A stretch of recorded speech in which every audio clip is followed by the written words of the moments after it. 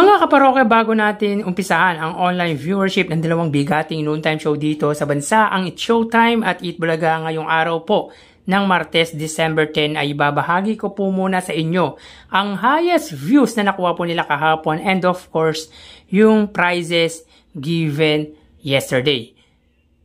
So, bago natin umpisahan yan mga kaparokya or pag-usapan natin yan mga kaparokya, humiling ako na pakisubscribe po ang aking YouTube channel.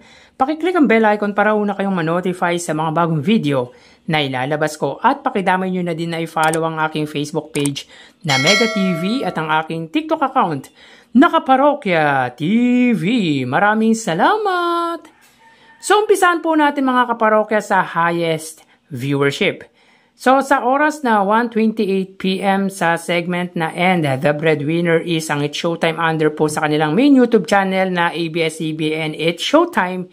Sila po ay nakakuha ng total na 88,000 viewers. But sa data po natin or sa screenshot na inilabas po natin ay 87,000 lang po ang kanilang nakuha or na screenshot po natin. Pero during the time po na nag-conduct po tayo ng online viewership kahapon ay umabot po sila ng 88,000. So, stick po tayo sa 88,000 viewers.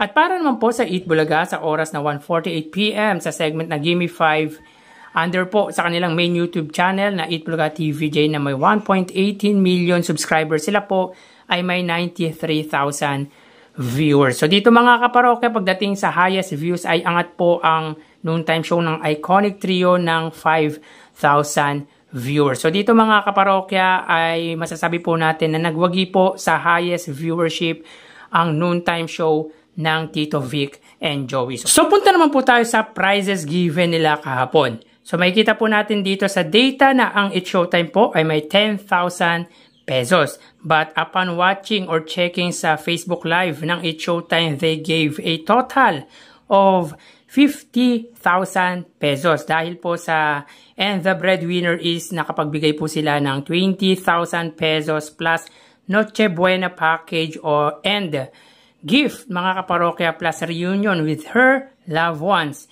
The most important thing given by It's Showtime, yung mapagsama-sama ang matagal ng di nakikitang pamilya ng participant ng nasabing segment ng It's Showtime. And of course mga kaparokya, 30,000 naman po sa tawag ng tanghalan with a total of 50,000 pesos.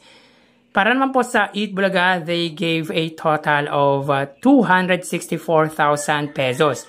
Sa 264,000 pesos mga kaparokya, 15,000 po ay galing po kay Singing Queen Jean, 24,000 sa Pera Fee segment, 15,000 sa O Baby Contest, 5,000 sa Birch Tree FB promo, 90,000 sa Sugod Bahay mga kapatid segment, 95,000 sa Gimme 5 at 20,000 naman po sa Bawal Judgmental Kaba.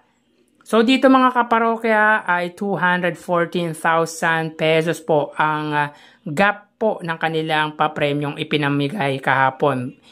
Pero meron po silang combination prizes of 314,000 pesos. So malaki po ang ipinamahagi ng Eat Bulaga kahapong episode. Pero mga parokya, maliit man po or hindi man kasing laki ang naibigay na papremyo ng It's Showtime, ay masasabi pa rin po natin na malaking tulong pa rin po ito para po sa contestant na nakatanggap po ng papremyong ibinigay ng It's Showtime. So dito mga parokya, pagdating sa prizes ay wagi po ang Eat Bulaga. So wagi po sila sa highest viewership at sa prizes kahapon. So tara ating alamin ang online viewership ng dalawang bigating noontime show. Para sa Eat Bulaga under TVJ Facebook page na may 2.7 million followers at sa It's Showtime naman po na may 18 million followers. So as of 1:48 PM ang It's Showtime po ay may kasalukuyan pa rin pong segment na And the Breadwinner is obviously dahil ang palabas po dito sa aming bahay ay It's Showtime. Para naman po sa Eat Bulaga mga kaparokya na may kasalukuyang segment na Gimme So dito may kita po natin mga kaparokya, ang It's Showtime po ay may 7,400 viewers. Samantalang ang Eat Bulaga naman po ay may 4,600 live viewers. So again mga kaparokya, as of 1:48 PM ang It's Showtime po, sila po ay may 7,300 viewers at ang Eat Bulaga naman po ay may 4,600 live viewers. So punta naman po tayo sa TV Network YouTube channel ng dalawang noontime show at unahin po natin ang Eat Bulaga. Under po yan sa TV5 Philippines na may kasalukuyang subscribers na 2.16 million. At para naman po sa It's Showtime, under po yan sa GMA Network YouTube channel na may 37.2 million subscribers. So as of 1:49 PM ang It's Showtime under GMA Network, sila po ay may 19,000 viewers. Ang Eat Bulaga naman po under TV5, sila po ay may 30,000 viewers. So again, as of 1:49 PM ang It's Showtime under GMA Network, sila po ay may 19,000 live viewers at ang Eat Bulaga naman po under TV5 ay may 30,000 live viewers. So punta naman po tayo sa main YouTube channel ng dalawang noontime show para po sa It's Showtime under ABS-CBN It's Showtime na may 2.46 million subscribers at sa Eat Bulaga naman po na may kasalukuyang subscribers na 1.18 million. So as of 1:50 PM ang It's Showtime, sila ay may 86,000 live viewers. Ang Eat Bulaga naman po, sila po ay may 91,000 live viewers.